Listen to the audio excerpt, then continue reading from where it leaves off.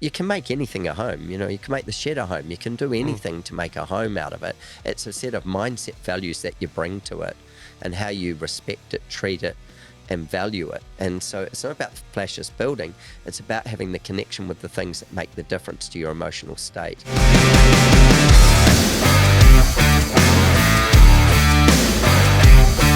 G'day guys, welcome back to another episode of Level Up. We are back in the shed this afternoon for an absolute cracker. I am absolutely stoked about this one because it's one that's really come up out of the blue. The particular person we've got on for you today messaged me through Instagram probably a bit over a month ago. I messaged him straight back because of what his message said, and basically we spent the next hour and a half on the phone chewing each other's ear off, and fast forward a few weeks and he's straight on the podcast. So I won't give too much away, but his hobby is a single malt scotch, which he's brought a bottle along, and we're going to be sipping on through this episode. Skiing, surfing, hiking, so definitely a cool guy. Won a heap of design building awards. Featured on Australia's Best Houses with Megan Gale. He's actually designed houses in New Zealand, England and France.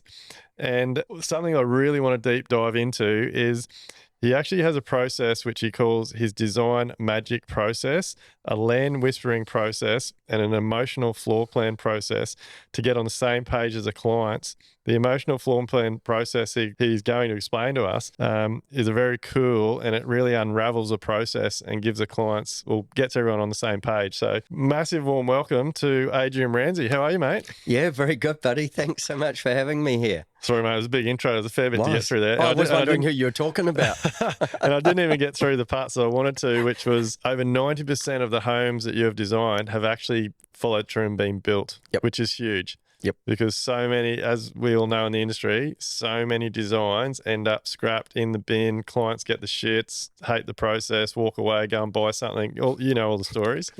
So we got a lot to talk about because music, drinking, partying, good times, traveling, studying, so exploring. Let's get stuck into it. So tell me a little bit more about your process.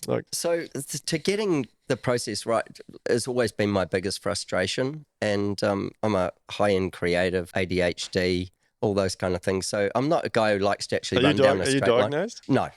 Well, you're like me. Yeah. I know I'd be diagnosed. I went and got tested, but yeah. I've been told plenty of times by professionals, but never actually had the diagnostic run. Sorry to cut you off before you get into this, but I find this very interesting because I believe there's a few types of people that deal with this in different ways. So number one, you think you've got it, you get diagnosed, you start taking medication. Yeah, no. My preferred way of dealing with it is I believe I use it to my advantage. That's what adds my flair, my creativity. I manage it, and it's got me to where I am. I'm 100% with you. I'm dyslexic as well. Yep. So reading and writing is not my high-end skill. Mate, we're going to get on like a house on fire. Communication verbally is much higher. Yeah. But ADHD is just like strapping a turbocharger on an already, spinning engine. If you can focus it, you can achieve incredible things with it. And it takes effort every day to focus it. Yeah. But with it, as I say, it's like being able to throw a turbocharger on. You so can energize most people. Yeah, I think there's a lot of people out there that could be incredibly creative, but they depress it with drugs and medication and stuff. There's other ways. We just use scotch. No. Well, I'm not a big scotch drinker. I like me bourbon, but this is tasting all right. Tastes all right. I'm like you. I go look at how you would manage it if you didn't have drugs. And I'm not saying anything against the medical industry. Drugs are one solution, but we were talking earlier about ice baths and saunas and doing self-management, mindset, body management, those kinds of things. If you haven't given all those things a go as a way of managing it, and like ADHD is often managed not easily, managed with exercise because it fidget spinners and things. Yeah. This thing here keeps this busy. It's like you can't stop shaking your foot because you've got the energy going. But if you stop shaking your foot, then you lose that focus. Yeah. So this rhythm of something happening gives you the ability to keep pouring forward. Mate, I love it. Mate, I love it. It's a gift. Yeah. I think 100%. Yeah. Like 100%. Like everyone treats it negatively. Like it's a gift. It's a gift. Use Harness it. Yep. Like it's a power. Like it's a superpower. Yep. I'm 100%. Same with dyslexia. Yeah. I did a talk for it's like Ignite which is, Yep. anyway, like Ignite speeches. And I did it on the gift of dyslexia. And a lot of people were like, oh, you poor thing. I'm like, hell no. This is what's given me all the energy to come this far. Mate, I wish I had have had this mindset a long time ago, because with this, like I know I've got that as well, and I think for such a long time, and I don't know if it's society or the way we're brought up or schools or whatever, there's this one size fits all things. Like I was going down the path of it's me, like there's something wrong with me, like whereas I should have been being a bit more open minded about it and using it to my advantage. But and I'm quite open about it now. Like I put it out there all over my socials. Like I don't read, I listen to Audible. Like Yep. But and I can't spell to save my life, but it doesn't mean I've managed to get to where I am and be very successful. Just doing what you do. Doing what I do. And managing it. Like, again, it's... everybody's different. Yeah. Like you think of anything that happens in life, for the first time, it's custom, and you've got to manage that situation, and whether it works or not is how successfully it works is going to be the learning of when you do it again and again and again. So once we've learnt to drive the car, we do it on automatic, But the first time we were just like everybody else, absolutely uptight about it. So being dyslexic or being ADHD and harnessing it as a gift is a management skill. And it's a thing that you can use as a platform of knowing that you can find your way. Like being dyslexic, I think it's like less than 1 in 10 people are dyslexic, and there's various different strains of how they see the world. But that means that 1 in every 10 is going to be thinking very differently from the other people in the room. And I've always worked in the creative industry. I've always designed something. And I'd be sitting in big meetings and stuff, and people would say, this in corporate world, would say, oh, well, Adrian, he's that uber creative guy. What's he got to say? I don't think I'm creative. I'm having trouble keeping up with the conversation. But I'm not hearing it the way they're hearing it. Yeah. I'm not seeing it the way they're seeing it. Yeah. And so they think I'm creative because I can't see what they can see. They think I can see that and I can add this. It's bullshit. I can just add this because I can't see what they can see. Yeah. And that's the part that unlocks all their thinking at the same time. And then we get to really move. Yeah. Mate, that's powerful. Like, what a fucking good start to the podcast. We're off topic. We haven't talked about your process yet, but better get on to dyslexia. Oh, mate, it is. It's a superpower, and you got to. I don't know. We could go on all night about that. I don't agree with a lot of things that are happening in the world at the moment, but you've got to understand who you are. Like, I'm actually glad we've gone this way, because I think it's a powerful thing, and it'll help a lot of people that listen. Like, just because you're born into a certain family does not mean, and you're brought up a certain way, and you're taught certain things, and you're told you're a certain thing, or you've got a certain something, does not mean that's who you are. Like, I think the most powerful thing they could ever teach in school is find yourself. Yeah. But people are struggling to do that most of their lives. Yeah. And I certainly have struggled with it in my life. Like, who should I be versus who am I? Yeah. And, even in growing up, like the family expectation, the teacher expectation, my teachers just expected me to be a little shit. Yeah. So that wasn't the end of the world. Once they got the expectation, I fulfilled it, and we just went on a merry path.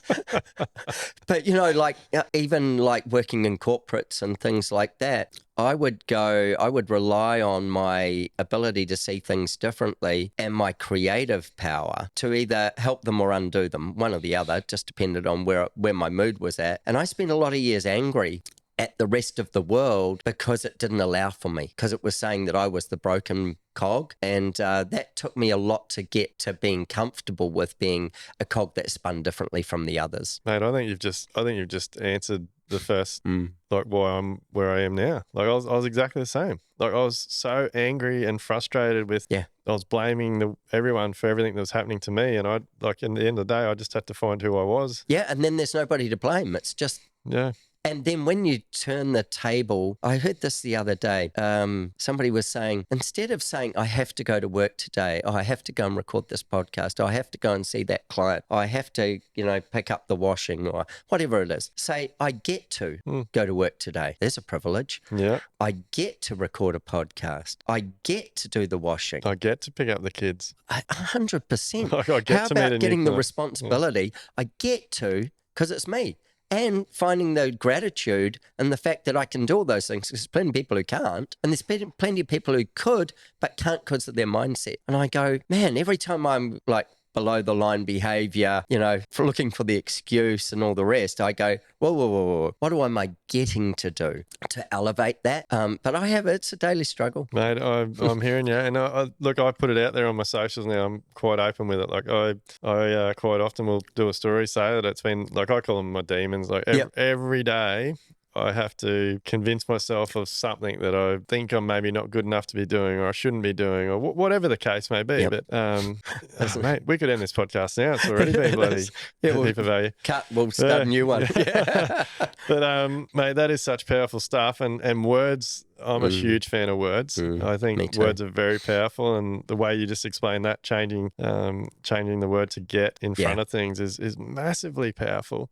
But like you just said before that because I could give you 100 examples of this where, like, I'm the same. Like, I don't know. I feel like I'm sitting in front of my like, I think this is why we had such a good phone conversation. Like, I actually had a conversation the other day with a business partner, and like, I don't know, we both thought we were saying the same things, but we weren't really getting each other. And I think what you just said, like, I've had emails from business partners where they've got frustrated and then they've sent emails. Oh, I sent you this months ago. Like, we've already talked about this. Yeah. I didn't get it. Yeah. Like, it didn't, the way you wrote it back then didn't click with me. Yeah. Like, I just, pick up the phone. Oh, mate, I'm a big, like, I think phone calls, I think one of the reasons Live Life Build is so successful is because Amelia and I have 2 scheduled business meetings a week. Each meeting goes for 2 to 3 hours, and we talk. There's there's a lot of communication through Slack and emails and that. Sure. Other times, but we actually sit on Zoom face to face. We talk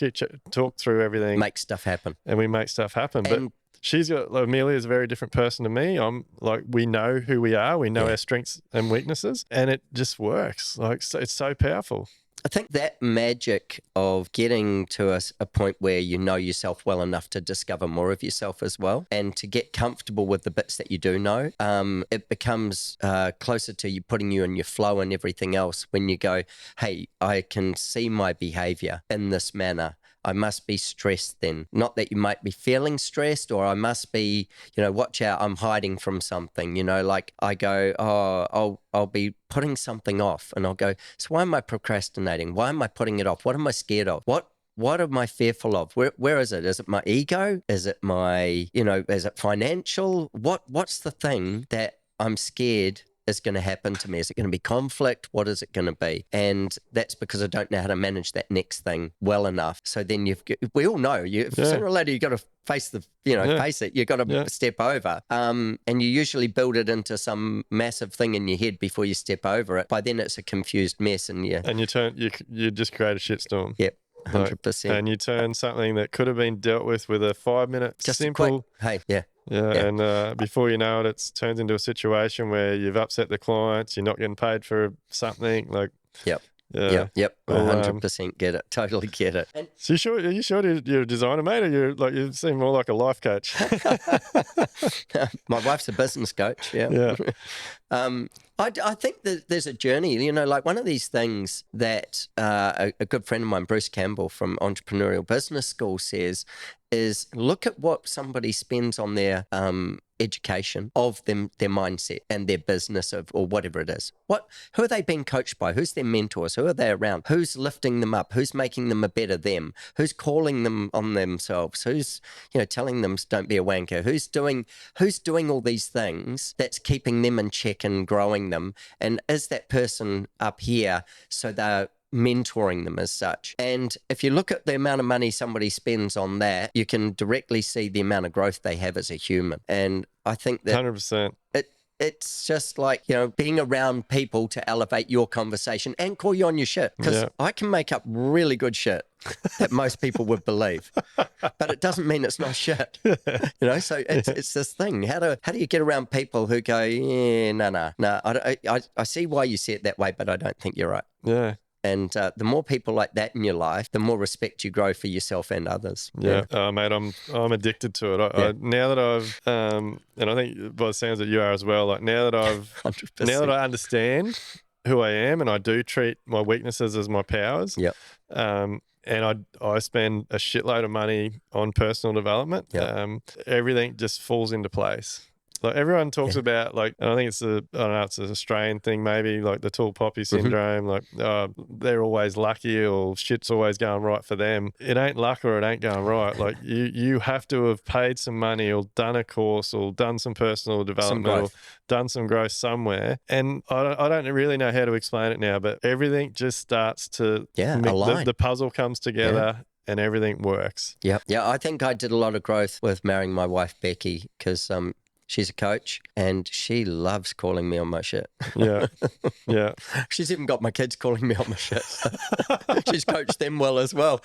I think the thing is there's fear in growth always, of course, until, you know, like it happens to you and you can't stop it, and then you just got to work your way out of it. Taking it on like as a part of life's journey is the joy of it, and learning to constantly step up to it and step up to it and step up to it and find higher spots to grow to. Yeah. I think that's living to me. That's 100%. that's Yeah, living. mate. Yeah, definitely. That's when you, like, I'm not sure about you, but like to me, that's when I feel freedom. Yep. Like everything's just going how it needs to go. I find like the same sort of thing. Yeah, I get a sense of freedom and a sense of self-power. Yeah. Of without getting egotistical, just in being centered. And I find that when I notice things in my life are, you know, that I'm pushing, but I'm not getting a result. I'm pushing, but I'm not, you know, it's not in harmony. And I go, okay, come on, what's the part? What's in this recipe? Which part of the recipe have I left out? So if I was making bread, if I left out the flour, because am I not doing that bit? I need to add that bit back in now and do that bit and then expect a result. Or if I left off the water, you know, whatever it is, it's a recipe, but recipes only go together in a set order to get the outcome you're looking for. Yeah. And so our outcomes are often, I wouldn't say the same all the time. They morph as we grow and learn, but we look at what we want for our outcomes and we've got to look at our recipe and go, why aren't we already there? Or why haven't we got what we're looking for here? What did we need to add in the recipe to put us there? And then we have to go back to that step and start adding it and then add it in to get our growth again. Yeah. And then, you know, we get to make something. You know, there's ingredients and then there's recipes. Yeah. And the recipes. Everyone's heard me say it. Like my favourite saying I live my life by is Grant Cardone's, nothing happens to you, it happens because of you. Yeah, and he's awesome. Mate, everything in my life, I reflect back to that now. Like, so it's nothing happens to you. Nothing happens to you. Everything happens because of you. And so, mate, if I'm having trouble with the kids, or my wife and I have an argument, or I might be in trouble with one of the employees, or I lost a job, or whatever. Anything. Yep. Like even if something breaks or goes, like, I don't know, my truck or whatever. Like actually we did a boys' camping trip. Our annual trip last week. I saw it on Instagram. There's a perfect example, mate. The wind come up and completely fucked our gazebo. Twisted it, wrecked it. Completely fucked. Yeah, I should have got a better builder. Yeah.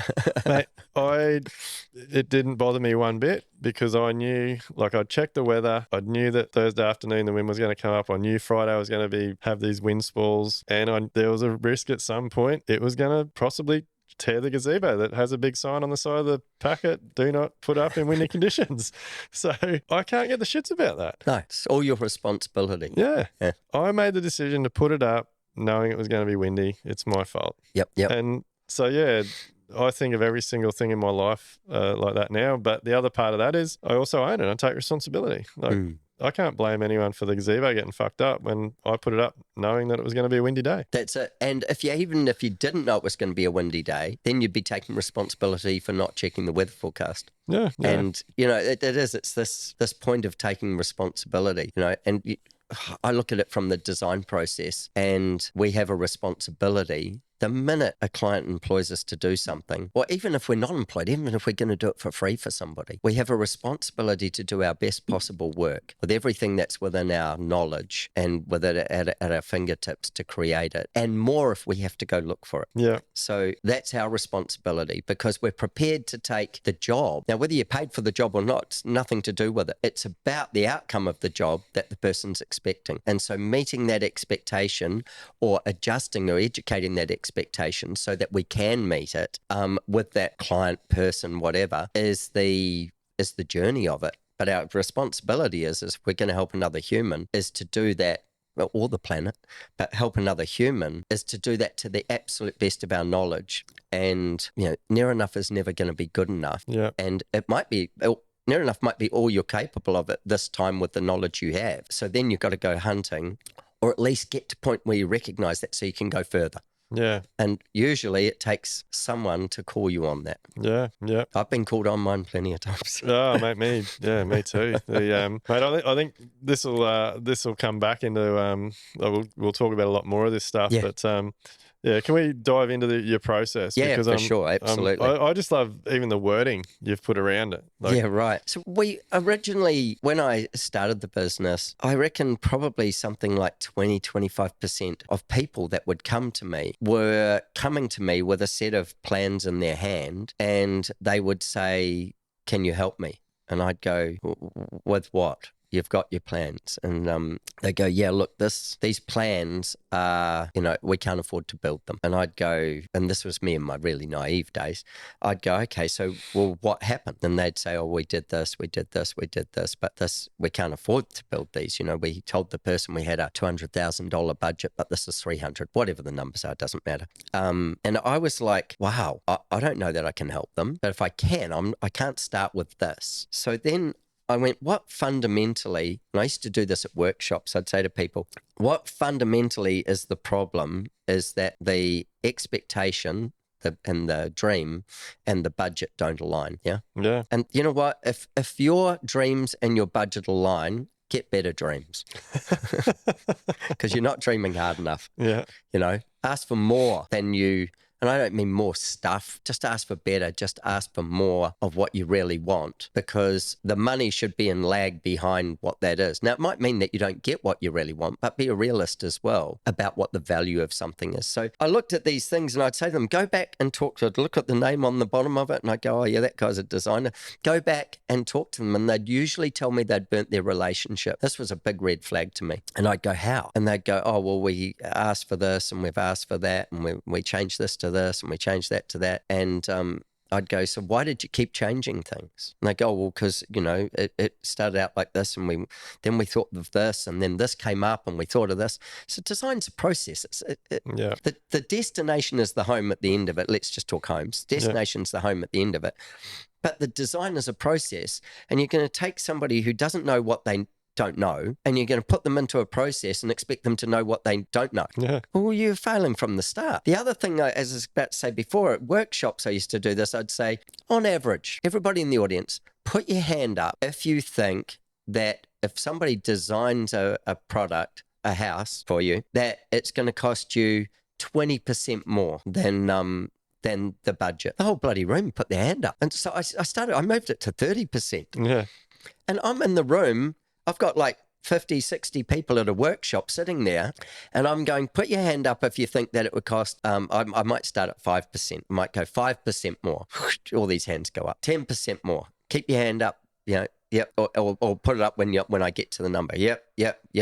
And I came out of that going, I reckon on average, most people expect a minimum of 20%. So somebody comes to you, I'm going to do it using $1 million because that's just a figure that my dyslexic brain will work with. $200,000, right, is 20%. That means that if you think that if your budget's 1 million, psychologically you're thinking it's 1.2. And let's just say they go, yeah, I am, and we could probably go there, Yeah. Well, that doesn't solve the problem. Now we need to know, is it a build budget or a project budget? And so these things, I'm asking these people, and I'm going, this industry's stuffed. Like, Mate, it is. No one's setting or working to an expectation. Everybody's just working to the hopium. Yeah. They're on the pipe. Well, everyone... Like, mate, it doesn't matter what it is. Like, let's just say, so someone wants a 3-bedroom, double garage, 2-bathroom, kitchen, dining, living area home. Yep. And they've got a $300,000 budget. They expect it to get built for that. The next one that comes in, same 3-bedroom, double garage, exactly the same. Yep. They got a $600,000 budget. Yep. They expect to get built for that. Yep. Like, no one is educating themselves on what they want actually is going to cost. They just come up with the idea of what they want, and then and generally the project, we call it project spend. Generally the project spend is completely based on maximum borrowing capacity, equity in home, inheritance. So they've just Don't they watch grand designs? Yeah, they've got this idea of what they want. They've just plucked this figure out, yep. and they just expect the two to work. Yeah, no, the two have got nothing to do with each other. Yeah. At this point, they're like, they're not even cousins. They're not even related. They're not even in the same country. And that is whose fault? If you look at the industry, whose fault is that?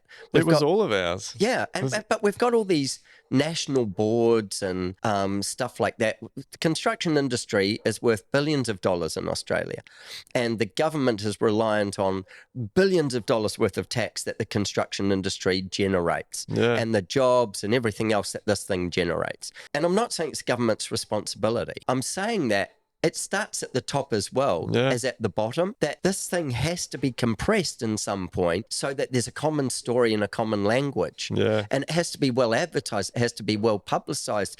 It has to be a common conversation so that people don't feel like idiots. Oh, 100%. And you're a builder. I've taken ownership of it, mate, but I take it very, very personally that I need to really get involved and educate people on costs and things. So it's like, it's my responsibility we say project's king. Like with our process, it is our responsibility to get the client the best possible product we can for what they want to spend. I think that trying to get people into their home is the key of what we're doing. And then this design magic process came out of this seeing that people weren't going to get there. And they found out they couldn't get there. The red flag is that if they were in conflict with somebody, why were they in conflict? Did they need better education? And I probably wasn't that generous with it, but did they need better education? What did they need? How could I get them there? Now, luckily, some poor bugger had gone through the process that hadn't worked, that had actually preconditioned them. It's a bit like, a real estate agent. Give them a few low balls and then we'll see where their price really is. Yeah. So that luckily was like part of what happened. And I'd say to them, well, I've got to start again. And I would start again at that point. And sorry to cut you off, but do you find it hard to, like, when a client's, we're at a point now in our business where we sort of, if we know a client's tried it before, it's very unlikely that we'll take them on again, because we've just found that the reason has generally been that they haven't listened. Yeah, or they haven't been told well. Yeah. One or the other. The responsibility of education's on the learner and the deliverer. Yeah. It's not just on the deliverer. My kids come home from school, and my youngest one, she'd come home from school and she'd say, the teacher did this. And go, what did you do? Yeah. You're the learner. How much effort did you bring? Yeah, true. It's not just the teacher. You're both, when we talk about clients and finding a good match, that's when we can learn from each other in the process, because we have to learn them. We have to learn their behaviors, the way they want to be communicated with. Is it in line with our process? If it's not, get out. Yeah. And look, just recently I had somebody recommended to me by somebody who I really like, and I'm going down this process of discovery with them, and I'm going, this is going to be a nightmare. And I'm torn because I've been recommended. And on the other side of it, I go, this guy's definitely not going to follow the process. I keep giving him opportunities to step into the process, and he keeps asking me not to do it. Yeah. And I go, you know what? We don't want to go, 50, 60, 70 grand down the road with the guy. Yeah, because we will end up we'll end up somewhere, but we'll end up in a flawed place. It's really important that you've got to work as a team. 100%, and that takes a match. Not everybody's going to be on your team. It's like there's certain personalities that won't match up. There's certain values that won't match up. Yeah. So how do you get those values and personalities to match up? And you've got to do it, I think, from the design point of view. You've got to do it with the builder. And the builder is, I was about to say, is more important than the client. They're not more important, but if you don't have a team with your builder, then you won't get success. One or both of you might get success singly, but to put you two together, then there'll be somebody who feels dissatisfied at the end. Somebody won't feel like it worked. And then your client is the winner of that partnership or that teamwork. And so you're trying to create this team where you can all rely on each other. You've all got each other's back, especially in the thing of, take for instance in mine, the engineer, the certifier, the builder. We all need to be on a team together, so that we're all backing each other for the success of the client. And that doesn't have any room for throwing each other under the bus or anything else. We're a team. We all go forward together, and so you've got to hold on that way. And each team has to have the respect for the other team member's job. So when I started this design magic process, go back to that, I had this 20% thing at least, and that things were going to overrun by. So then I went, well, that's easy solved. If I take their budget, we'll use the million, we'll take the 20% off. So now we'll say your budget's $800,000 and we'll design it based on a square meter rate at $800,000. And they'll push you for more and all the rest, but that's beside the point. We'll keep pulling back to about the square meter, and whether that's $2,000 a square meter, or $4,000 or $10,000, it just means you've got to stop when you've got to that much work on the page. Yeah. There's a point. Mate, I'm so glad. Again, to me, it's a no-brainer. And I butt heads with people on this, but I'm exactly the same. If someone gives you $1 million budget, and in our process, we call them project sheets. Yep. They do the design brief or whatever that may be. I pick 2 or 3 jobs. You and I discuss it. All right, well, what they want is similar to those ones there. That one there's $3,000 a square meter. Take $200,000 off. Make it $800,000. Yep. Divide the $800,000 by 3,000. That gives you a certain Make size. sure you've taken the fees off as well. Yeah. I asked first, project or build. Yeah. So we establish a build budget. Where's the money for the project budget coming from? Because these are all the other things that you're going to get charged. Yeah, so it might be $1 million. You take the 20% off, you get 800. You might take 80 or 100 grand off for all the professional so now we're fees. At 7. Yep. Yeah, and then you divide it by the 3,000 square meter. It gives you a figure. We should have had make it down to 600,000 because then we know it's 200 square meter home. And then you start with that. Yeah. Whereas so many, I don't know. That makes sense, doesn't it? So the other way that I approach it is I go, so you want a new house? Yep, you want a new house. How many bedrooms did you want? Okay, cool. Before we go any further, are they double bedrooms or single bedrooms, double bedrooms, or queen or king size bedrooms? Oh, what's the difference? Oh, well, this one would be maybe 4 meters by 4 meters. Do they have walk-in closets? What do they have? And I just go, you want 4 of those? And we'll say they're 4 by 4 each. So we've got 16 square meters per bedroom. Yeah. So we've got 64 square meters of house already. That's going to be some of the cheapest house to build as well. Yeah. That's not, if you start putting bathrooms and stuff around, it gets more expensive. So we write down our 64 square meters and then we go, okay, so you want an ensuite? Yep. Well, let's just say that that's going to be 3 by 3. We'll call it 9, but let's call it 10. So now we're at 75 square meters, and we just keep doing this until we've listed all the rooms that they've asked for. When we've got all those rooms listed, we go and put a totals, and we go, and we might not have put hallways and stuff in yet. So we get this total number, and now we multiply that total number by a dollar figure, and whether that be, as I say, 3,000, 4,000, whatever it is, based on the expectation of what we might have gone through with what they want the home to look like and feel like. That's a whole nother package.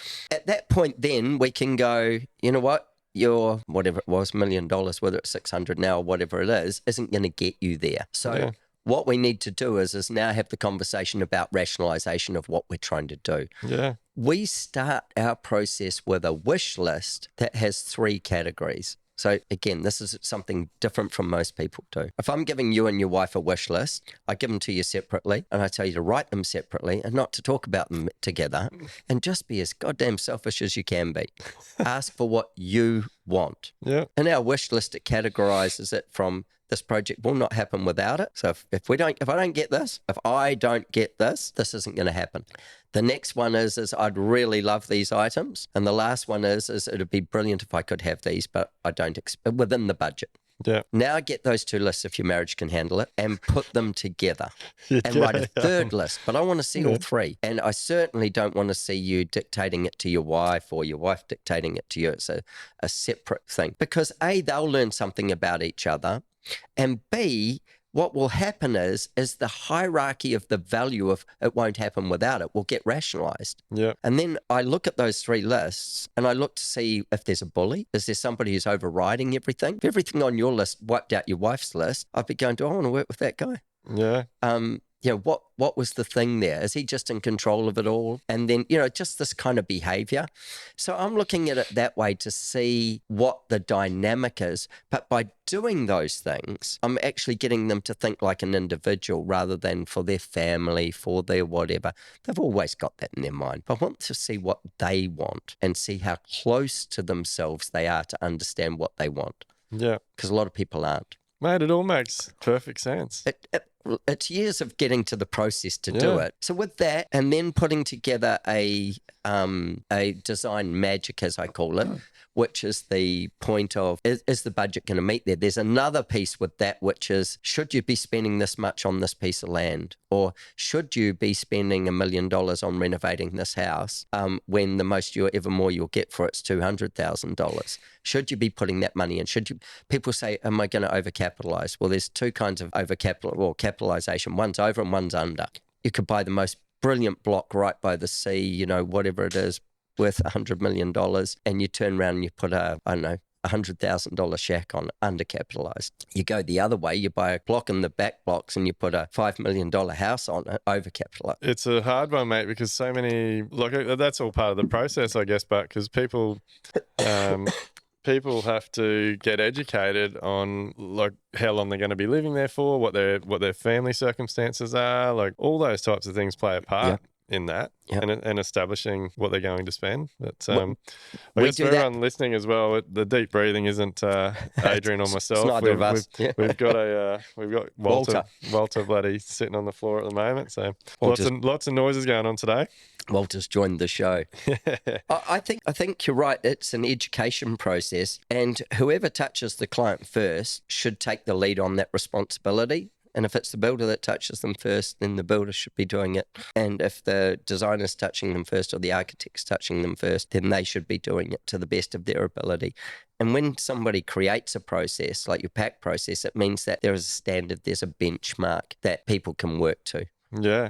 I don't know of any in the design industry where there's that thing. And I don't think you'd ever see a design contract that doesn't say that the designer is not responsible for the cost of the build. It's like when you get that stuff back from your accountant. Yeah. And it says, given this is all true and correct, given the figures we were given. Yeah. We're not taking any responsibility. It is such a tricky to navigate situation, but because you are generally, most of the time, the reason for someone wanting to build or renovate is varies so much. It could be they're growing their family, they want to have kids, so they need more space. It could be that they've had inheritance, or they've just done well and they want to improve their living situation. They could have an elderly parents that's going to come. There's so many reasons why people want to build or renovate, and that all plays a part in what we're talking about as well. So there's so much to digest and get to the bottom of, and problems to resolve and budgets to talk about. Understanding they don't even necessarily know why they're really being driven to do it either. Yeah. It might just be that they want it new. I mean, think of how people go shopping. Yeah. I mean, you don't need another shirt. A bunch of the things. Well, still go and buy one. Yeah. Well, there's so much drive now these days, isn't there, by social media and things. Everyone's trying to keep up with the Joneses. But for me, there's some really simple things that can happen that really simplify the process. And number one is looking. So it does get it gets tricky, but when you're getting pricing off builders, the pricing is a reflection of the type of business they're running. So if they're running a terrible business that they don't understand their running costs, and I can tell you from the research we've done, I'd love to put a percentage on it, and I personally think it's somewhere around 80 or 90% of builders are actually trading insolvent. So you have builders that are understanding their costs, running profitable businesses that are pricing against builders that are running every job chasing their tail, no cash flow, and just trying to keep their head above water. There can be a massive difference in cost between those two. Then you've got builders that are running all different types of businesses. You got a one-man band that's on the tools. It doesn't have a lot of overheads. You got guys that may have some person in the office. You might have some person in the office and some supervision. You've got all different levels of overheads, 100%. which reflects the final cost. And so with that part of it, you've got to find a builder that you connect with, that you trust, that you see as a professional, and make it more about the relationship than about the cost. Because there is so many things that can control the cost. Once you've found that, you've got to, ideally you want to be looking for a builder that is big on their data and tracking costs, and can sit with you and your designer and say, hey, here's a variety of the jobs we've done. this job was this much per square meter, this job is similar to the one you want to build. We need to allow $4,000 a square meter. This is your budget. Like, and then just at least you've got to start. You got a starting point. Yep. It's never going to be exact because the finishes you want are going to be different to the finishes someone else wants. 100%. But at least you're aiming, like I call it a target. You've got to have something to aim for. If you don't, you will waste so much time, energy, and money, not just of yourself, but whoever you're employing to work with you. Oh, everybody suffers. Yeah, and it's the quickest way for the clients to get disheartened in the whole process because they just keep getting told they can't afford what they want. Well, this is a really interesting thing. Like, we're always going to be telling the clients that, in my case, that this is the cost, and whether they can afford it or not, it's whether affordability isn't necessarily just dollars, it's value. Exactly. So you take somebody who's got, hundreds of millions of dollars, and to them, it's not about the money, it's about the return on what they're going to get from that money that's spent. And they go, you know what, if that's all I'm going to get for it in the sense of value back to them in their life, they go, it's not valuable enough for me. I'm not spending that much for that much value back. And then on the other side of it, there's people who will just flat run out of money, and you could get everybody to that stage, but there are certainly people who could go a lot further. The fact is we're trying to get to the point of what's their value. How do they value something so that we give them the best piece of the outcome? The example would be, we could build you a great big, we could draw you could build it, a great big lounge room. Now, does anybody say to somebody, you know what, you won't be able to talk to each other in there, so one sofa will be over there or the other sofa will be over there. So we look at it and we go, that lounge room at that size will either take two seating settings. What's this family dynamic? How do they behave? What are they looking for? How do they entertain? All these things. Do we want something of that size? Because otherwise, we've just built a big room that now's got no intimacy and no connection. So the value comes from how they want to live in that room. But even things like that, like I am so big on this now, it's not funny. All the designers and architects we're working with are big on this as well. Like it's not up to myself or the designer or the architect to try and push the client in any certain direction or tell them what they should be doing. It's up to us to educate them, so the designer educates them on what they're asking for looks like. Yep. My job's to educate them on what that's going to cost. And then it's up to them to tell us what they see the value in. And 100%. When that happens, it's magic. But the other side of that is, like, using that scenario you just talked about, people might come to you thinking that's what they want. Like their heart of the home's a lounge room. They need it huge. They want big screen TV. They want 3 couches, all this stuff. Yeah. And when you get like a couple of the people we work with are really, really good at getting to the bottom of this, and through conversation and encouraging to tell more stories about how they live and all that type of thing. Sometimes you end up finding out that they only want that massive room because 3 times, like Easter and Christmas, they get all the family over. Yep. But when they learn that the cost of having that big room to be able to house a family for 2 times a year, they're like, oh yeah, nah, look, we'll just set up out on the patio and we'll get some 100%. We'll hire a marquee. We'll do whatever. Yeah. So, but they can't make those decisions if you don't build a team that collaborates. Well, they can't. The designer or architect can't make those decisions without the builder being there to give them the knowledge. Yeah. If it's not a builder, it's an estimator. Yeah. And so somebody has to know the figures and be able to stand up with those figures and go, mate, it will cost this. I think another... And stand in their spot and own it. I think another issue, mate, that I feel for guys like yourself, designers and architects, where it gets difficult is I think there are so many builders that actually have the opportunity to get involved and give this advice, but I don't know, number one, they're chasing the next job, so they don't actually say what they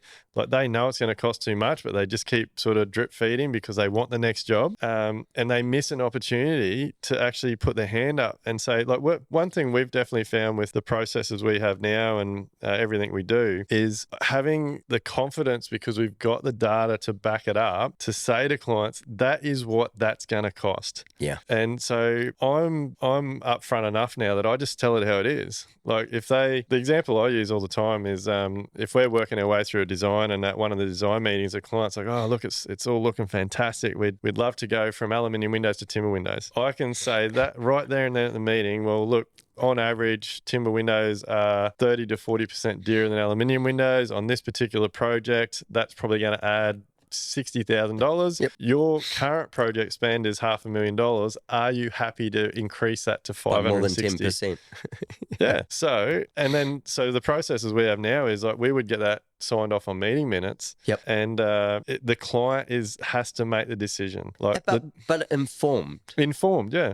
Not uninformed. Yeah. You know, like we would come to you and we'd say, so this kind of house, this kind of finishes, these kinds of things, to give you an idea of what we're looking at. That might be only in photographs. Maybe it's in a house that we can show you. And we would say to you, so as a builder, so what's this one on the paper here going to cost, given that roughly? Give me a square meter rate. And you'd look and you'd go, this place here, whether you built it or somebody else built it, you'd look and you'd go, there's all day long, there's $4,000 a square meter, or it's 2-story, it's probably 5 up in this, and it's probably, you know, it might be just under 4 down, or whatever the figure is, doesn't really matter. Or you might walk around and go, there's a lot of zero tolerance stuff in here. You know, this is right up at the architectural end of building. There's not many room for margins and stuff, so it's going to be slower. It's going to take more of this. You know, all your window sizes are up over 5 square meters of glass, so that's going to be more expensive. You know, you're a better educated builder because you've experienced it, and you turn around and go, mate, you're at $6,000 a square meter, I reckon, looking at what your square meterage is, number of bathrooms and stuff. At that point there, we have, as a team, because they won't always believe me, but as a team, or even not as a team, with me going and saying, look, builder's run his eye over it. He's telling you that this is $6,000 a square meter. You're at, say, 400 square meters. Are you comfortable with this at 2.4 million? Is this where you want to be? I know you told me back when we started that you had 1.6, say, or something like that, but this is where we've got to, and we're in preliminaries, we're in pencils, but they're accurate pencils. Well, that's the conversation we need. And then when I go, well, so many people are afraid to have that. Like, so we've definitely found this goes 2 ways. So, like I said, I'm at a point where I just tell it how it is. Yep. Because cut to the chase. Well, mate, I think I'm at that point because I value my time. Right. So I probably started doing this because I didn't want to waste other people's time. But now I'm like, I'm telling you how it is because I don't want to be sitting here for the next 6 months going around in circles. I've got other shit I can be doing. Yep. So I value my time, and I'm not going to tell porky pies just so I can be involved in a job and waste more of my time. No. But the other thing is... on that note, if you think that in the world of architecture, something like maybe 40 to 50% of projects get built. I haven't seen it recently, but I know maybe 3 years ago, there was a stat going around that 83% of buildings, of drawings, never get drawn. Yep. So if that's true, that is illegal. Like it should be illegal. That's a industry that has failed dramatically. Yeah. So, you know, if everybody's doing drawings and things aren't getting built, we've got a major, major problem. Except for the people getting paid to do the drawings. Yeah. They've got a whole industry going. Well, that they're not responsible for the outcome. Yeah. But the other side of that is we've definitely seen, and we get it as early as our inquiry form, by being upfront and telling people, like the amount of people now that we have say to us, like, oh, we're happy to spend more. We just didn't know what we wanted was going to cost. Yeah. And like we get that as early as our inquiry form when we go back to clients say, oh, look, we're really sorry at this point in time, but for the scope of works you've said, the estimated project spend you've told us and the size of the project you think you may have, we can't help you at this point in time. From our data, we estimate that what you've told us with the limited data that we have at the moment, it's probably going to be this to this. And again, mate, the amount of people that come back and go, oh, look, no other builder has actually told us what we're wanting is going to cost. Yep. And for me, that just saves the client time, yourself time, me time, and we can... Well, it means that the client can actually make decisions. Yeah. And if they can make decisions that are informed, then we all don't go round the merry-go-round to finally get to some point. You know, like the chances are the client will persevere because they've still got a dream. Yeah. But the journey becomes But a lot of time, one thing that has got really, really frustrating for me is, for me, it doesn't matter if the client's got $50,000 or $5 million. To that particular person, it's a lot of money, and they've worked hard to get it. So I take it very personally that it doesn't matter what value the job is, I need to make sure I can get the person the best thing I can for what they want to spend. 100%. And I don't think enough builders are thinking about it like that. Or designers. Yeah. The problem starts in both camps. It doesn't just start in your camp as a builder. It starts in the design camp as well, because this broken relationship between builders and architects and designers, where architects and designers are always accused by builders of asking for too much or impossible things or not understanding, of course, that'll cost this much or whatever. And on the other side of it, architects and designers are saying, bloody builders, they're only just lining their own pockets. Yeah. And they don't care about our design. They don't care about all the effort and the thought we've put into it and why we do it a certain way. There's a very broken... It's a broken relationship. It's definitely. And if you heal that relationship, then you can actually really get powerful stuff. Mate, that makes it worth being in the industry when it works. I think you're on the same page as me, mate. Like the fact that we get to build someone's home, like where they create memories, they traditions, family, everything. Yeah. That is an enormous opportunity to be able to create that. Yeah. And I don't know. I think from a builder's point of view anyway, because I know I was going down this path, I think so many builders just get so overwhelmed and frustrated with the business side of the things. They're great builders. Yeah. And we've touched on this off air, but great builders, but just no structure, no processes, no business sense, no, like we talked on earlier, no spending on personal growth and all those types of things. But we could definitely bang on about this all day, but that's my design magic one then. We've still got 2 to go. Well, let's touch on them, because I think I love how you've put names on them. I think it's fantastic. Well, again, it's to be able to wrap them up into something that's meaningful, and so they're not just what we do. They are what we do, but it's like we're going to take you through this piece so that it becomes more meaningful. So land whispering was actually a conversation between myself and an amazing architect in Marin County in California, Brad Hubble. And Brad Hubble from Hubble Daily, absolutely beautiful architect, lovely, lovely human being. And him and I having this conversation, and I was telling him about, on my podcast, Jeffrey Dungan, who's an architect from Alabama. And Jeffrey was saying to me, well, you know what it's like. You look out across a site and, the building kind of just stands up in front of you. And really all we do is fill boxes with light and air. And I went, I do know what it's like. I know what it's like to stand there and envisage a house and see that house sitting in amongst the trees or wherever it is, sitting on the beachfront, whatever. And I was saying this to Brad, and Brad and I were having a laugh about this, and I'll tell you one other little story with it, about, each place, especially acreage land, each piece of land has a feeling. It's got an energy in the ground. It's got something that you can tap into. But you probably have to get to a quiet space or centered and, be calm down in that space. For us ADHD guys, that's not so easy. But no, but I hear what you're saying. Get to the space where you actually start to tune into what's around, and you're listening to the bird song, and you're looking at how the light comes through the trees, say, and you're looking at how the wind's shifted things, where the waters run, and all these things on the land.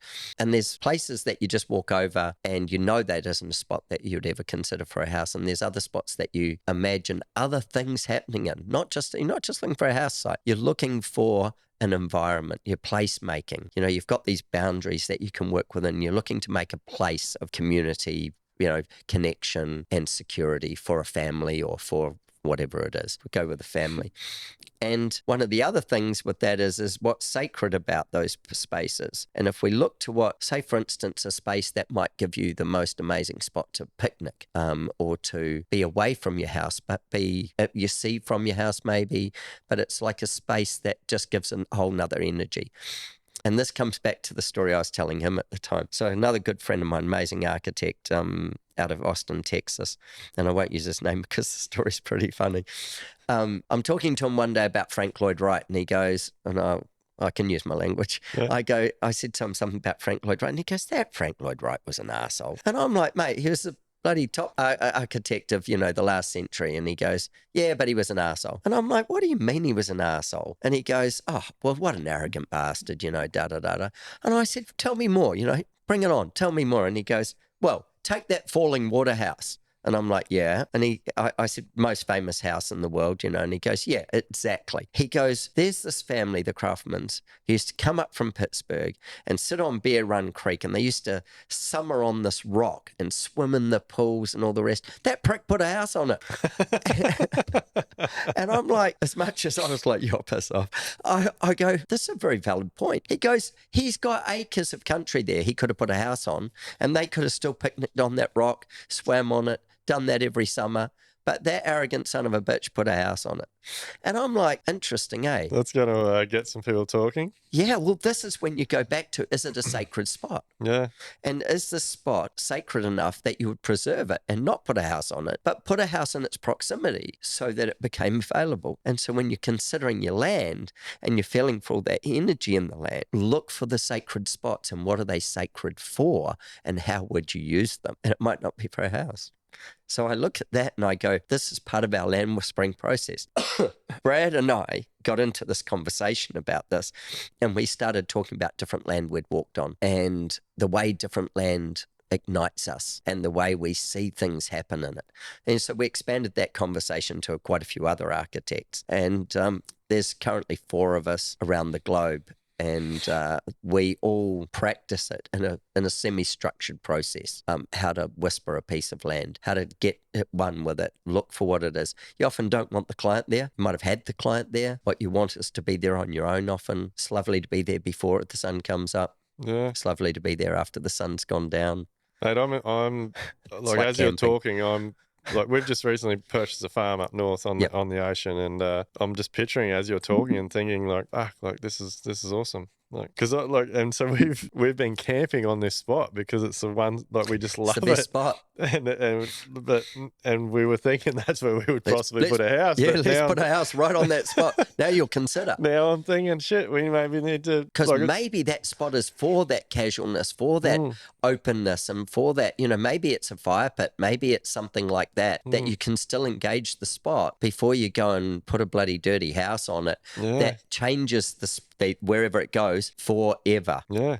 And like this thing of walking over it and letting yourself feel it and becoming in touch with it and listening, sitting and listening in the morning and listening in the afternoon. It's not a one visit wonder. It's like it's actually going and digging in and looking what the wind does and seeing when the birds come and where they fly in and out of, where do the, roos go or whatever there is, what other stuff's on the land, how you're honouring all that. Yeah. Because that's our responsibility to the planet. Because whatever we do is going to change it. Whatever we do, and we're going to do something, is going to change it. So how do we have the least impact with what we do to change it and the most impact for the humans that come into it and then create this incredible environment? So that's our land whispering process. And we'll do that for even if we're looking at say an original house that's already on something, is where did the other people make magic outside of that house? What happens? Where's the dynamic, and where does the land allow for that dynamic to happen? So it's I love it. I kind of go, it's a bit of a woo-woo process, but it's not. No, I love it. I think it's fantastic. Yeah, it's a responsibility is the way I see it. I actually feel like, so doing this pack process that we have, I believe it has made me such a better builder. It's made me understand design and architecture a lot more. But I love all this stuff because I feel that so many builders don't, like, they just think they're there to build the house. Yeah, like, pour concrete, put up block, put up brick. Like this stuff just adds so much more value to everybody. Like when everybody's on the same page and working towards this, and like mate, the last 10 minutes of what you've been talking about just resonates so much with me because I actually, like, I know everything is driven by costs, of course, and I know that everyone, like, my thing at the moment, or something that I really think about a lot, is like the way that Australia is developing, and like there's all these master plan communities popping up everywhere, and the houses are like boundary to boundary, and they've got enough room out the back just to have maybe a pool and a little bit of yard, and the developers feel that because like so many homes, they've got these big parks, no one's connected. Like parents aren't going to send their kids out to play at the park that's 2 streets away. And No, not today. Like no one can go and sit in their backyard now and look at a beautiful garden or a bit of a view because you're looking at your neighbour's fence. Like, what happened to when we didn't have fences? Yeah. What happened to when you had a house and it sat there and there was no fence to the road? There was no barrier to entry. There was no barrier to entry to your neighbours. In fact, if they mowed half your lawn or you mowed half their lawn, you wouldn't really know other than it was mowed because there was no boundary line. What happened to when we lived like that, where we put up a house and then we got, I don't know whether we got more and more fearful or whether society got sicker and sicker or whether both things happened. And suddenly, like, we're living with fences, walls. Well, mate, we've got to it as a society where a lot of neighbours don't even know each other. Yeah, like, exactly. Don't even talk. Like, like where I'm going with that is it doesn't matter how, like, it seems these days, it doesn't matter how big the blocks are in like residential areas. People are just making the biggest house they can on it. Fill it up. I would, mate, and like we're at a point now in our journey, like if anything ever happened or we had to buy a smaller house or whatever, like I know some housing estates now are doing 280 square metre blocks or 320 square metre blocks and that stuff, and they're filling the whole thing with house. Yep. I would rather stick a tiny house like on that block and create these amazing outdoor spaces, 100%. fire pits, pool area, so that even though you've got a small block, a bathroom and a bedroom, you can still do what you're talking about. You've still got somewhere that you can create special times and sit outside and watch the sunrise and the sunset. Like, we do live in Queensland, 330 sunshine days a year for anybody who's listening. But like, I don't know. I'm with you. I love everything you're talking about. I think it's very powerful. I go, we build bigger for we're disconnected. Ego. Yeah. Like, we're so disconnected. Look at what we're doing as a whole society. We're disconnecting. Yeah. You know, we're using so many device-driven things, whereas once we would have had a group of people that we were always in connection with. We still do have that because we have a close circle of friends, but we would have had a much wider circle of people that we would have been in connection with. And I think that's because of the fact that and a deeper connection with, because we would have rung them at night at home. We would have valued their time and they would have valued our time, and we would have have the conversation we needed, whatever it is. We would have been at work the next day. We would have caught up on things there. We probably just all took things at a slightly slower pace. We didn't all have social media, so we were trying to show our shiny faces the best way possible. And, you know, everything wasn't marketing. Every human now's their own personal brand and you got to market yourself and all this. And I get all that, but with that comes the disconnection as well, because people believe that they're that person. It's like when we started this about being dyslexic and ADHD. I mean, I'm like, 2 superpowers, man. Yeah. Same as you, 2 superpowers. Bring it on. I wonder who the buggers who got more than us were. You know, what are they doing with it? But just that whole thing of just our world's shifted and changed so much. And I think actually the pandemic has changed people's attitudes on a lot of things around that as well. I just did a series for the AIA Austin Homes Tour, and one of the houses that I was talking to an architect about, she was telling me that this house is built on a street where people walk, and the front corner of it's got a generous sized patio that faces the street and is close enough to the street to engage other people walking. Now, in the street, nobody has a fence. And in fact, if you want a fence, you can, but the Homeowners Association probably tell you to take it down. They'll fence sideways, so that dogs and stuff like that, and they'll fence from the back of the house so that they can have contained areas. But at the front, they don't have fences. This is in Austin, Texas. And the street, you go and live there because people wander along with a glass of wine or a block of cheese and bread or whatever, and they come for a chat in the evenings, and they walk their own street and create community, and they know who all the neighbours are and what they do. Yeah. They've created community. They're placemaking by need of connection. And you look at the pandemic and how, say, like in Italy, when all these people were locked in their apartments and they sang, they look for connection, they placemate. They go, how do we do this? How do we get back to it? How do we get more nature? And so all these points, you know, like are things of people searching for something that we're leaving them without. Otherwise, they wouldn't be searching for it. They'd already have it. Yeah. So what are we doing in this design and build industry that we're not actually getting their feet on the ground, that we're not building a smaller house? with a better outdoor area. Mate, most of these master plan estates now don't even have No footpaths. enough. Well, there's not even enough area that people can walk around in barefoot on grass in their own yard. Like they can't even connect with the earth. Yeah, I know. It's Like you tell me. I'm like, it baffles me, but it's all in the name of money. Yeah. It's all in the name of don't release that land yet until we've got this land released and we can get this amount of dollars for it because the return on investment's got to be this because these fees have got to be paid. I would love to be able to supply people transportable homes and tiny homes now. They can buy a block of land in a master planned estate and park it on it and have a beautiful yard like with awesome outdoor spaces. But like we know from conversations with clients and things, like unless they can, well, there's lots of things happening there. So probably the first one is unless they can pay cash for things, banks won't lend on it. Because they want the asset they can sell off. They want to compare it to a double garage, 3-bedroom, like because that's value to them, not lifestyle and healthy living and stuff. The banks don't give a shit about that. That's long gone. But the second part of it is developers generally aren't allowing it because they don't want to. They think a demandable building or a tiny home in the middle of a housing estate brings the value down. Like so, but they also think taking all the trees off it, mowing it flat with dozers and everything, so that it's all easy to build on. So you can put a slab on every place is flat, even if that means building retaining walls and everything else. They think that's good for the land as well. Yeah, it's great for the natural water flow. I'm sure it's great for all of the nature gets shifted off it. I mean, you live near enough to the Sunshine Coast. Go and have a look at Palmwoods, acres and acres and acres of forest that's been flattened. Yeah. And subdivision after subdivision after subdivision, and some of the most beautiful land on the Sunshine Coast. Mate, it drives me insane. Like, there's actually a block or a couple of developments not far from where we're in a very thick koala corridor here. I saw that driving in here. And mate, there's blocks of land around here that are covered in gum trees. We've seen koalas there, and we're walking with the kids. Yep. And yet developers are allowed to come in and flatten it, leave 1 or 2 trees standing. For the koalas.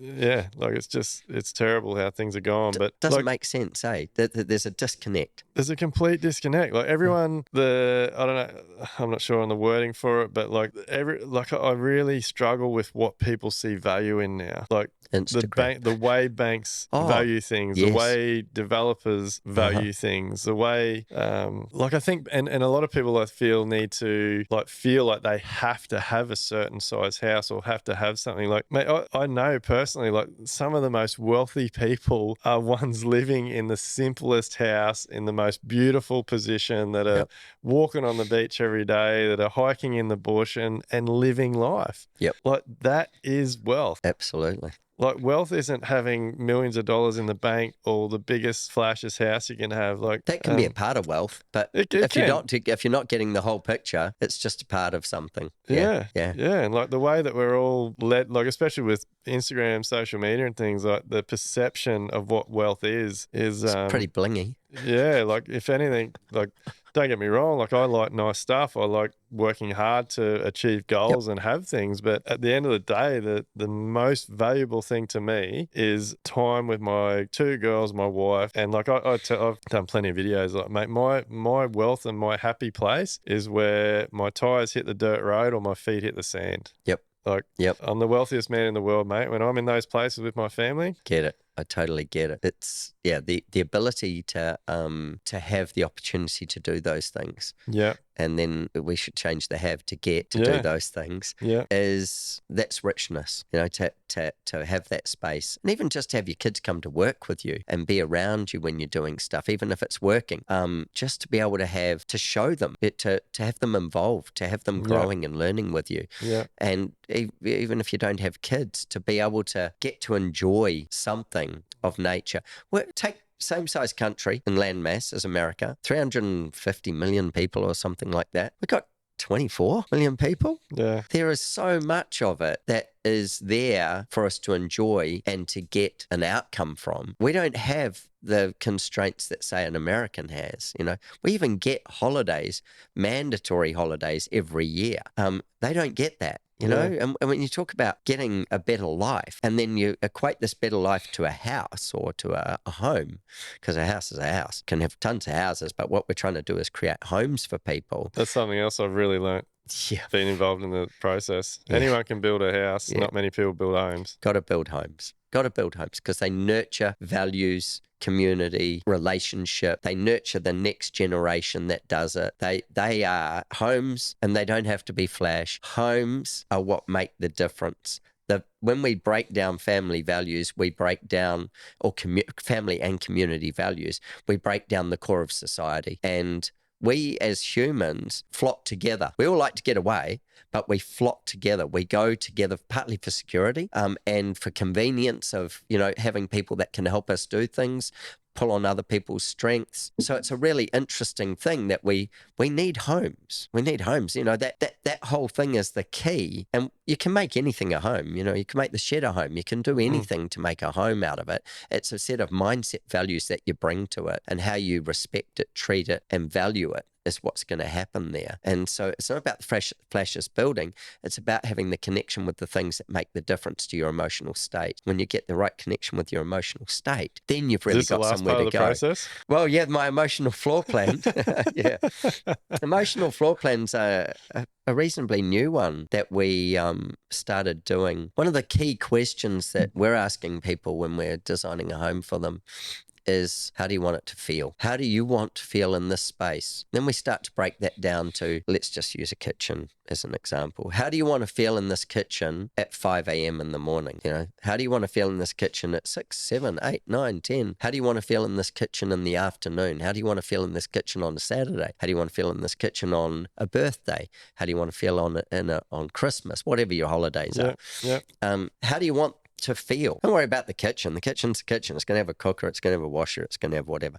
How do you want to feel? How do you want to make it emotionally nurture you? What's the emotions it needs to bring? And then architecture and design needs to respond to what those person's emotions are brought that way. For instance, stone might be a great example over, say, just go with this one. Stone and timber, being natural timber and real stone, might bring a very, very different feel to somebody over a man-made stone and a piece of Laminex. I'm not saying anything wrong with either, just saying what's the difference in the tactility and the weight and the way it absorbs sound, the way that it does its thing. What's the difference that emotionally that brings to you? Because if we can tweak some of those parts to give you an emotional level that gives you a calmness and a sense of joy, we are going to just take you to a whole nother level in how this house can be.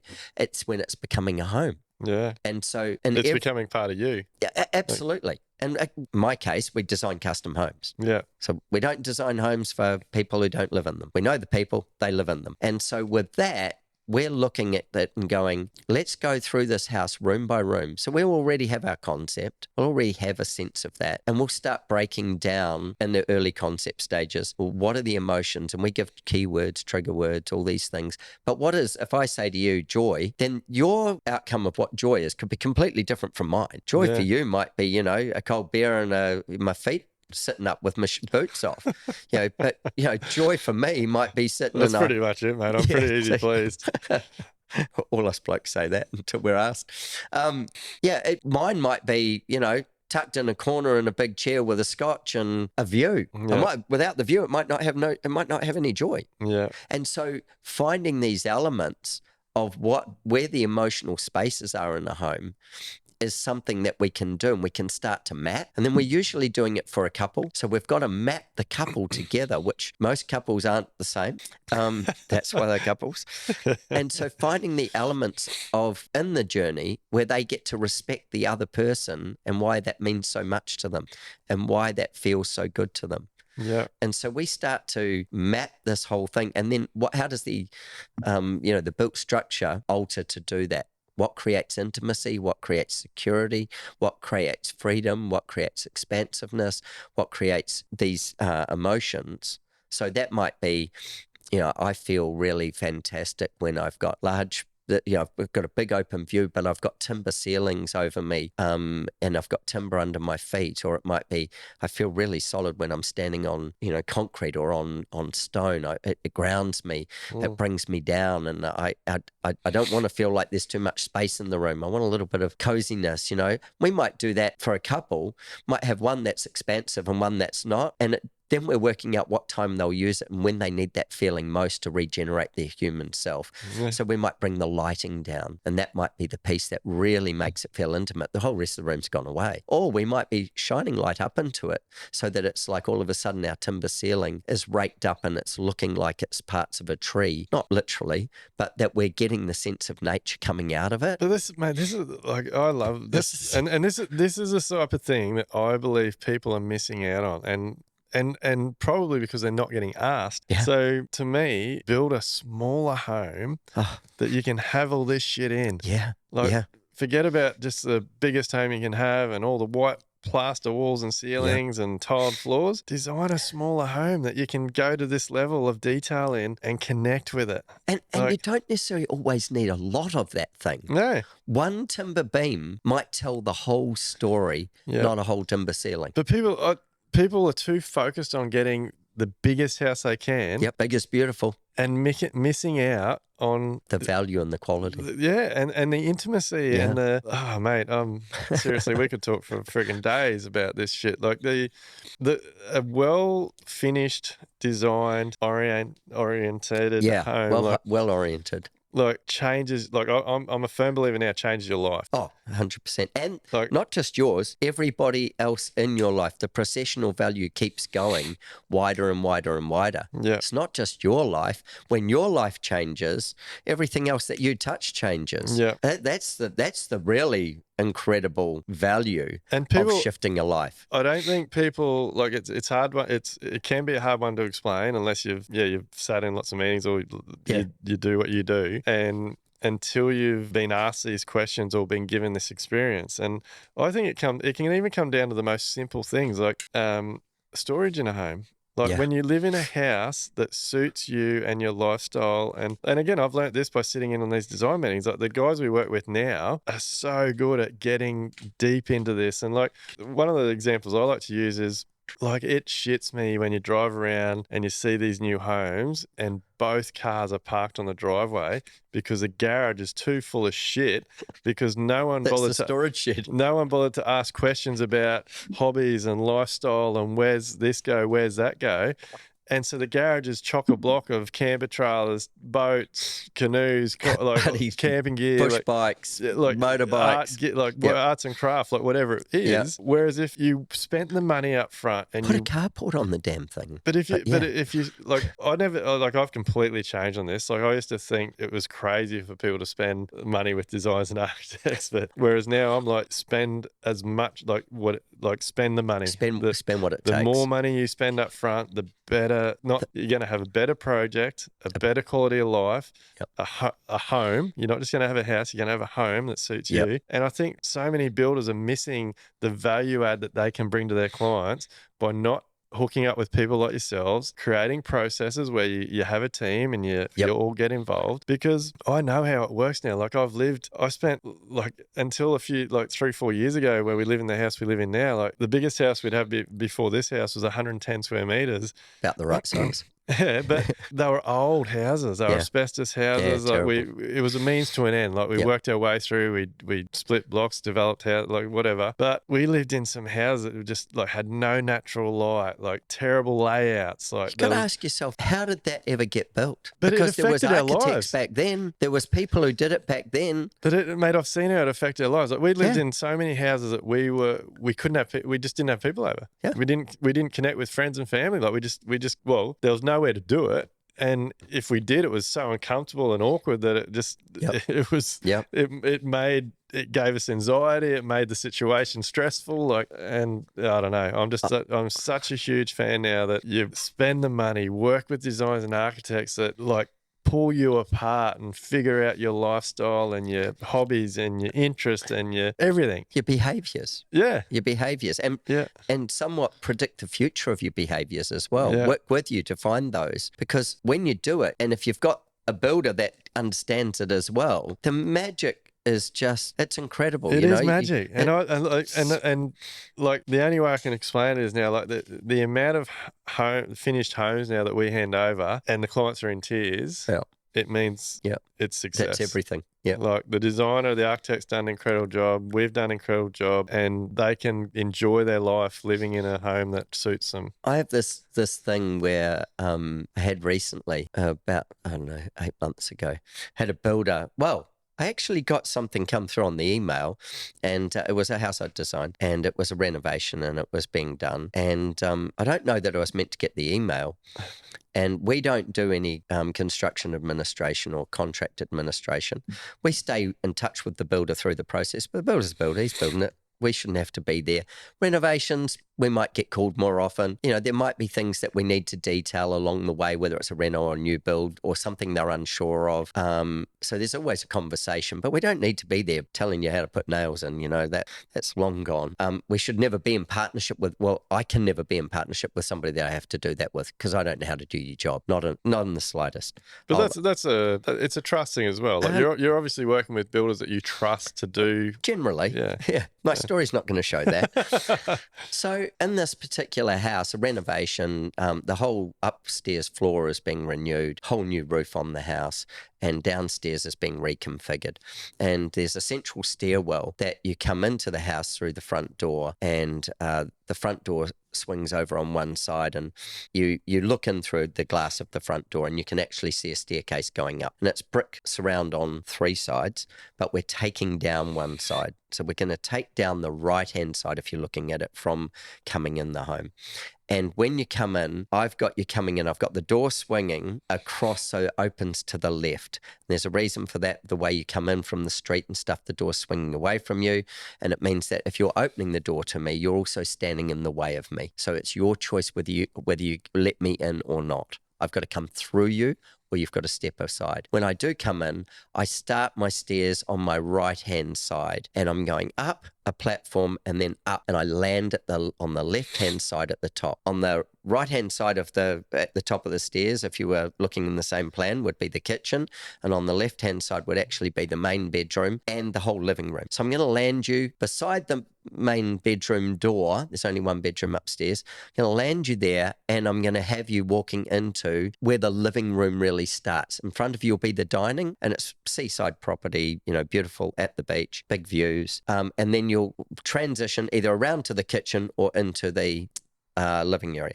And as you're going in, I've also put a skylight, but it's on an angle, so it only lets, I don't want any direct skylight light coming in, don't want direct sunlight, so it's actually angling to the south. And I know that means I'm weather protected from the east, where I'm going to get a howling gale in from the beach. I still will get southerly winds, so I've got to be a little bit careful. So I've got some louvers up there, and this is going to be the chimney that breathes the whole house. Yeah. So I've designed the whole house to breathe out this hole if I need it. So we don't have a high reliance on any air conditioning. In fact, we don't have any air conditioning. Yeah. So we've designed it not to be air conditioned. And I see this plan come through, and I'm like, why has there been an update to my plan? That's the first thought that I'm going through. I have a quick look over it, and there's a note about the staircase. I go, they've turned the staircase around. And when we're in the downstairs, and I said the staircase starts on the right, that downstairs side on the right-hand side of it is a room, and then there's a semi-subterranean garage room beside that. So very low light coming from my right-hand side. I have most of my light coming in from the left-hand side. So in my design, I've swung the door this way so that it gives you gentle ease, and you go up the stairs, around at the top. As you go up, you go past a screen. I've taken down the brick wall, and you go past a screen. I've got a skylight pouring light in from the top, which is helping light the room on the right-hand side. Downstairs, where I need the light. I've got tons of light upstairs. Downstairs, I need the light. Builders turned the stairs around. And I'm like, why? And I lost my shit on it. I had to ring and apologise afterwards, because I really lost my shit. I said some very unprofessional things. But mate, that's very unprofessional of the builder. 100%. And this thing, I believe this happens all the time. And I believe this is why architects, designers have a touchy relationship with builders. Because builders stick their nose in where it shouldn't be stuck in. Well, if he'd rung me, because when I got to the bottom of it, after I apologised, talked about copyright and what a prick he was and all the rest. And this is a company that I'd given, I think, about $9 million worth of work in the last 18 months. Yeah. So, I'm not saying that's a lot of money. I'm just saying it deserves at least a level of communication. Exactly. And when I said to him, so why did you do it? He said, well, it made it easier for me for the opening on the other side that took you into 2 bedrooms. And I'm like, right, what did it make easier? And it got down to he could leave one row of bricks and not have to put another lintel in.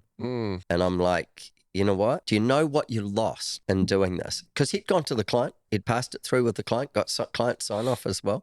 And this is why it needs to be client, builder, designer, collaboration before contract. Absolutely. I said, do you understand what you just took off our client, my client, and your client? Do you realize what you've taken away from them? No. I said, why would have I changed the staircase? Because the original run of the staircase went the other way, didn't it? Yeah, it did. Yep.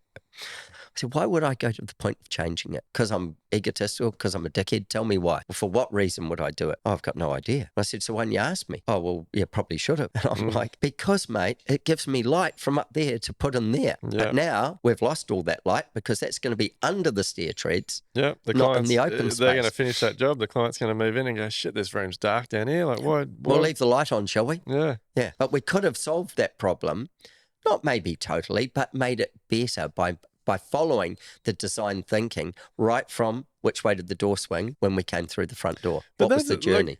Mate, there's so many things wrong there. Like that, he's priced your drawings the way they were anyway. Yep. So the fact that he's changing them after he's won the job. Don't go there. Anyway, there's so much going on there. But look, for all the builders out there listening, bloody pull your head in. Seriously. Just have a conversation. Have a conversation, communicate. But we're not designers. We're not architects. We're there to build. We're not builders. You guys do your job. You put lines on paper for a reason. Yep. And that's something I've really learnt by having a process where I'm involved. Like you guys, I want you to challenge what I put on the paper if you see something. I don't want you to take it that I've got it right. I want you to challenge it. But I love being at the design meetings. Like, the design meeting I was at this morning, I love sitting with Aaron or Jason or Chris or whoever we're working with, and I love them because Aaron's very good at he'll sit with the clients when he's presenting drawings and he'll explain that story you just told. He'll say so we've put the entry here, so you come up here and this will let natural light in there. He goes through it. So I know. Yeah. So I understand the plans. Then you're part of the story. Yeah. And then you go, can I improve the story? That's the next thing that happens. So when I get working with a great builder, the builder will say to me, you know how you were doing that? If I did this up there, you'd get more of this here. Do you want more? Oh, mate, I'm and always... I go, oh. I'm always the handbrake, mate. I'm at the meetings going, that's going to cost more. Well, this is another thing I like saying to a client. I'm going to argue for their budget harder than they will. They'll argue to spend more, even though they don't know it's costing them more. Yeah. They'll ask for more and I'll be telling them to take less, always. But we do this through discovery. You know what? Go right back to what I said at the start with. If your dream isn't bigger than your budget, then start dreaming, get a better dream. We want to take you down a journey where you discover your dream and then give you enough information to make considered choices about which is the most valuable part of that dream to execute. Yeah. What's the thing that you don't want or do want? We'll get people to say, hey, this massive laundry and, we want this and it and that and it and all these things. And I go, whoa, we've just spent, probably $10,000 a square meter on this great big space. Yeah. How many loads of laundry do you do a day? Oh, so you do your laundry 4 times a week. Yeah, okay. And we're going to compromise your ensuite. How many showers do you have a day? And I'm going, rather than taking it from there, where can we take it from? Where can we be more practical? You're getting them to think about what they're doing, but many people have seen something in a book or Instagram or a house photo or something, and they love it, but they don't consider how they live. Well, here's another thing with that just fascinates the crap out of me. Do you think that $2,000 a square meter homes end up in those magazines you buy? Get a reality check. I've never thought about that, but as soon as you said that, I was like, holy shit.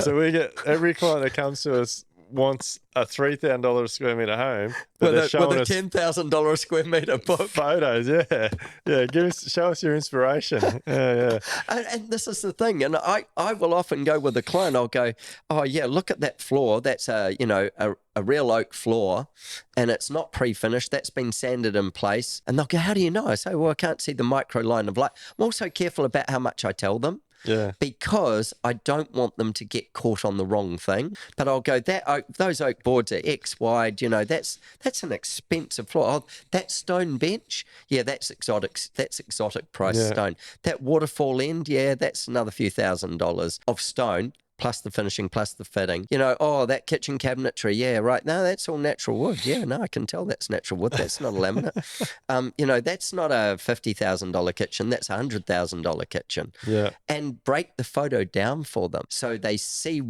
and then try and get a sense of their value of what each piece of it means. Yeah. And I'll take a picture and I'll draw on it or pull a line across it and go, so that window that went all the way to the ceiling line, that's going to cost you considerably more than the one that has a head across it because of the way the builder's going to have to build it. Or you want me to drop it below the floor so it looks like the floor just floats into nothing? Yeah, that's going to cost a few more bucks than if it's got a frame around it down on the floor. At what point does it matter to you? Where does it matter? Where does it change the emotion? Well, that's where and it all feel? comes back to what you got to educate them so they can tell you what they see value in. But mate, your passion for this is incredible. I could sit here all night and chat your ear off. But before we finish up, I'm really keen to know more about you do.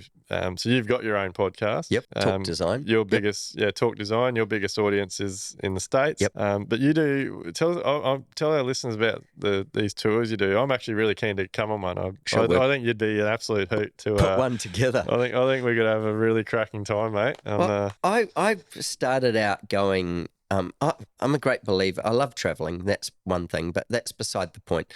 I'm a workaholic. When you're a designer, I mean, shit's easy. You can think of designing things constantly, and really all you do is put them on paper at some point. So it's very inspirational to go and see and be in other places, especially if you're prepared to challenge your creative mind. And I'll give you the example of this. I used to work as a fashion designer, and as a fashion designer, I'd get some young, intern who would come in and I'd go, I don't know, Walter the dog. I'd say, take Walter, and I want Walter to become a evening gown, shoes, a handbag, and a headpiece.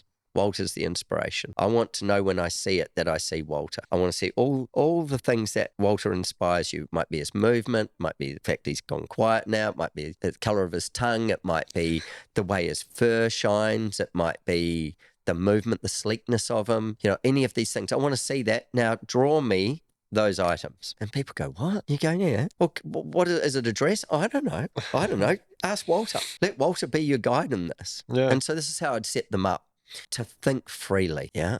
Yeah. So when you approach a piece of land in the same sense, you look at the land and you look at the topography and you look at the way the trees are and the shapes and forms, the way the clouds might sit and stuff, and you go, what's this telling me about architecture? What's it delivering to me?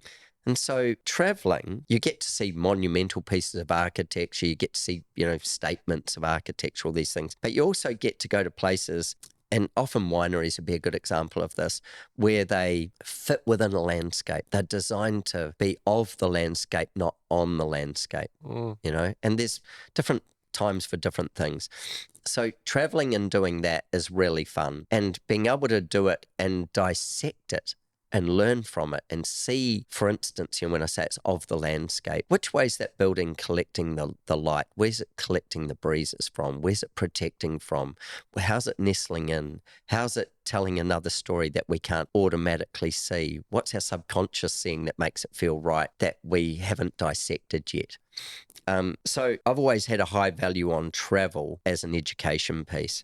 And in doing that, I started going, let's go to some really cool places and let's look at architecture because it will make me a better designer. That was it. How can I be better to do a better job for the people who are crazy enough to trust me to draw those pictures for their house, that are crazy enough to trust you to spend millions of dollars to build it? Yeah. How can I do my job better?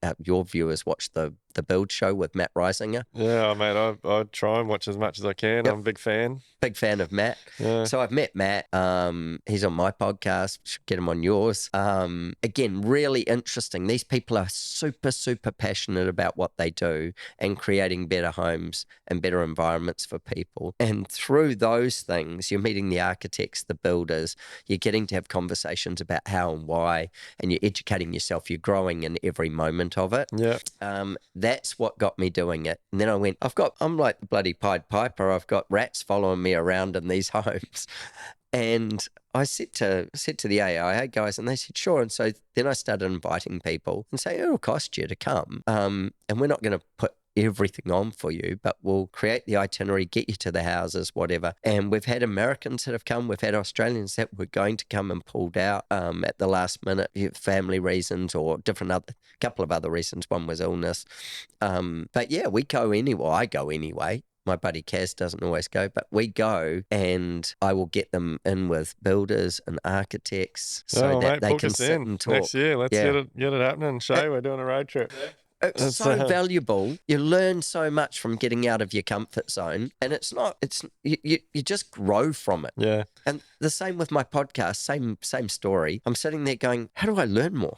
Yeah, mate, it's huge, and I think there's a lot of value in doing that type of stuff and walking around different buildings with different people and learning from other builders, learning from other designers, and again, it's all about growing your knowledge. Like knowledge, to me, knowledge is power. Yeah, and also it empowers you to empower your client to have a better house, to have a better life. We do another one where we go to Falling Water.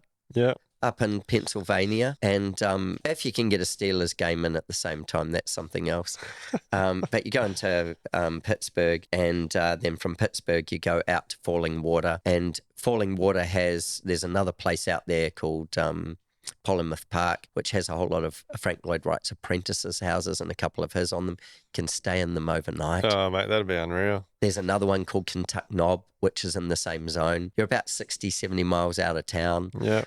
There's a creek you can whitewater a river raft on if you want. You do all those things. Go back to Pittsburgh. You might get a Steelers game. If you're an Andy Warhol fan of his art, it's the birthplace of Andy Warhol. You go to his museum, and you've dropped into the town in America with the most steel bridges over any other town, because that's why it's called the Steelers. Yeah. It was one of the most wealthy towns in America when Dale Carnegie put all the Andrew Carnegie. Which one? Andrew Carnegie put all the steel mills together and created American steel. Yeah, right. So it was a super wealthy town. The Craftmans own the house in Palm Springs that everybody sees in the Aaron Slim's photos, and they own Falling Water. They were a department store owners in Pittsburgh. Yeah, mate. Well, so there's so many cool things to go and do. Really cool. We need to book it in and get that one sorted. But look, we're going to have to get you back for another episode, because seriously, we definitely could talk. Haven't we made 3?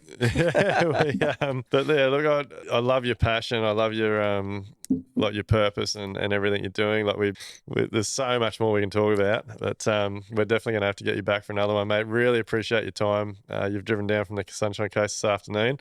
Appreciate you bringing the scotch. That's been a nice touch as we've been going, and yeah, mate, we're going to have to do a lot more together, I think. Absolutely. Thank you. I want to have you on my podcast, but also have a bigger understanding of what you do with the pack process, how we access pack process builders, how we get our builders that we work with to get on the pack process so that we can be empowered to give our clients the best possible thing, because everything I see about what you're doing gives us the power to do a better job. Yeah, well, mate, the pack, just very quickly before we wrap it up, so the pack process it's a small part of what Live Like Build does. It's an online course. People can purchase it and do it in their own time. But basically, once they've listened to, so it's all recorded, they actually have to pass a test. Perfect. So, and the way we set it up is the test, if they do it and fail, it actually times out. So they actually have to, I'm not sure on the time frame, it might be 72 hours before they can redo it again. So you can't just fail it and then think, I'll go back in and do it again later.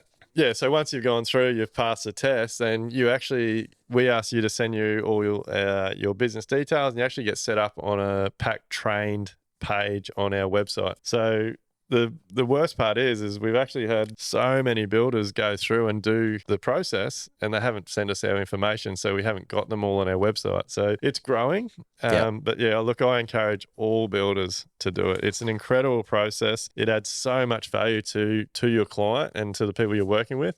And it's just to me, it's a no-brainer. I look at it from my point of view and I go, if this means that the client and myself can go through this process with a sense of surety of cost and finishes that we're going to get from it, why would I want to be anywhere else? Yeah, look, it's every builder's going to do it slightly different. Yep. Like it's all lined out. It's a graph. Like one of the main reasons we have so much success with it is we've actually documented in a way that you can lay it in front of your client and say, we actually need to go through all these steps to get you from your inquiry to signing a building contract. And it's in front of them. They can see it. But, mate, we'll have to come back and chat some more. We'll wrap it up now. I'm not sure how long we've been going for, but a while. Mate, I could definitly I want to sit beside you on the plane to this trip because I think we could talk for the whole 18 hours. Go and have fun. Yeah, we will. We'll book one in and look, let's open it up to your team of people and say who wants to come. Yeah, so look, anyone. We take very limited numbers. We might be, 5 or 6 or something like that, or maybe 8. Yeah. Well, let's put it out there. If anyone's listening and wants to get involved get in 2024, let's get in touch and we'll talk to you and we'll get something organised. Whether they want to go to do something that's at Falling Water or something Palm Springs. Oh, mate, we'll make it fun. We'll make it building, design, car racing, concerts. It's going to be music, barbecue, ribs, everything. Yeah, no, I'm on for it, man. 100%. Right. Cheers, mate. Thanks for coming in. Cheers. Thank you. Are you ready to build smarter, live better, and enjoy life? Then head over to livelifebuild.com/elevate to get started.